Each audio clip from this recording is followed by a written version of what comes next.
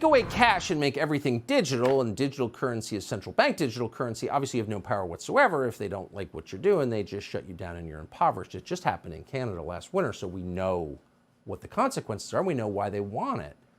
So that couldn't happen, right? Well, we may live to see the day that it does happen. And here's the latest sign that it may be happening. The number of banks and ATM machines in this country are in steep decline. Far fewer than there were just a few years ago. And in some countries like Australia, they're going away at high speed. So this is not something that anyone voted on. This is something that they're just doing, whether you like it or not. So you can say we have cash, but if you can't get cash, then do you really have cash? So where's this going? That's the question we want to assess tonight. And we're going to with Catherine Austin-Fitts, who has been monitoring this. She founded the Solari report. She's also the Assistant Secretary of Housing and Urban Development, and we're happy to have her. Catherine, thanks for coming on. So I think if you put this up to a vote nationally, most people would say, no, I may not use cash, but I'd like to have cash, because if there's no cash, then I have no control over my life. But it seems like this could be a way to affect the same outcome without a vote.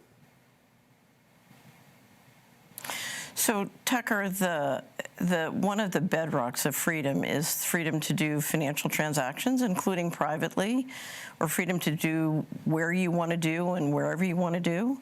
And unfortunately, as the financial system has become more and more digital, you see more and more not only invasive surveillance, but more and more controls. You referred to Canada, perfect example. And the reality, as the financial system gets more controlling and more invasive, it's a little bit like bringing up a corral around us. And CBDCs, central bank digital currencies, and vaccine passports or digital IDs are sort of the last shutting of the gate. It's hard for many people to imagine the risks here because we're so used to living with financial transaction freedom, and we don't understand that when this gate closes on us, we literally will be sitting in a system where the central banks believe that our assets belong to them, and they can dictate where we can spend money and what we can spend money on. The important thing to understand is central bank digital currencies are not currencies. It's a financial transaction control grid, and it gives the ability for the central bankers, and they've said this publicly, the ability to not only set the rules centrally, but enforce the rules centrally. If you don't behave, you can have your money turned off. You know, you keep hearing people on television say cash is for criminals. Why would you need cash if you're not doing something bad? Why are so few financial journalists pointing out that actually if cash goes away, so does any power you might have had over your own life? Well, I find a lot more journalists are beginning to understand and are beginning to not only write about this and talk about this, but do documentaries. We just had a new documentary done here out of the Netherlands called State of Control, which does a great job of explaining the invasive nature of this control grid.